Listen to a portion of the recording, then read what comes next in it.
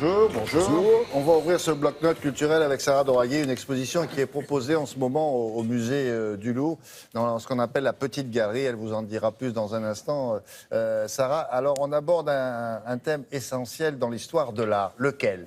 Le mouvement, William. Le C'est-à-dire mouvement et la danse. Les gens qui bougent, les gens qui dansent, les gens qui... Oui, et il y a aussi le mouvement intellectuel. Vous savez, le mouvement de la pensée, la rage, la colère. Comment les artistes, à travers les siècles et les disciplines, ont réussi à transmettre, à reproduire le mouvement. Alors, la Petite Galerie... Pour la petite histoire, la Petite Galerie est dans le musée du Louvre. Ça existe depuis 2 ans.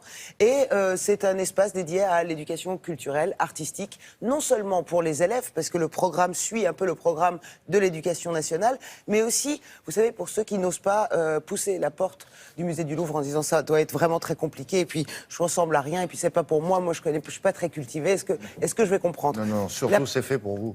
Et surtout, c'est fait pour nous, si on est comme ça. Donc, la Petite Galerie vous donne des clés. Il y a des audio-guides, il y a des médiateurs. Donc, il y a des versions courtes et versions longues pour vous expliquer tout ça. Cette année, parce qu'il y a une expo par an, cette année, c'est le corps en mouvement. Et vous avez, toutes les disciplines. C'est Nijinsky, non? Absolument. Non? Exactement, si. Donc, vous avez... Qu'est-ce que je voulais dire? Vous avez de la peinture, vous avez de la photographie, vous avez évidemment Rodin, des sculptures. Voilà, je vous emmène. J'ai aperçu Mayol, me semble-t-il aussi. Bon, allons-y. Allez, on fait un petit tour avec Sarah.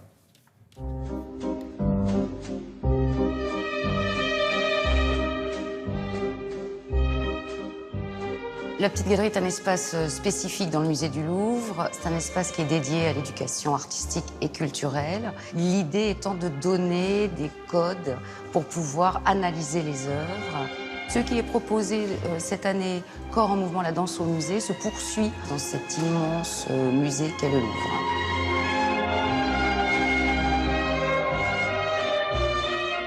Le Corps en mouvement est une exposition qui essaie de montrer quel a été le défi qui a été posé aux artistes pour, à travers des matériaux parfois très compliqués à travailler, ont réussi à créer le mouvement sur des objets qui restent malgré tout des objets fixes.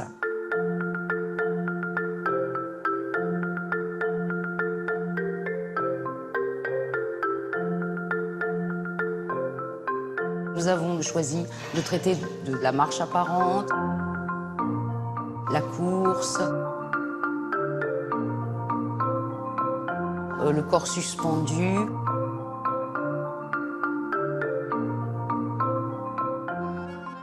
Pour en arriver tout naturellement ensuite à la danse, et plus spécifiquement à la révolution de la danse au début du XXe siècle. Et nous avons essayé de mettre en relation cette révolution de la danse avec des œuvres du musée, puisque ce sont des artistes qui ont regardé l'art grec ancien. On a choisi des artistes qui avaient utilisé la danse, qui avaient fréquenté les danseurs, tels que Degas et tels que Rodin, qui expriment à travers leurs sculptures le mouvement vital, l'intensité du mouvement, le mouvement juste. Il y a une barre de danse, des miroirs également, ce qui rend l'espace aérien. On a l'impression en effet d'être dans une salle de danse.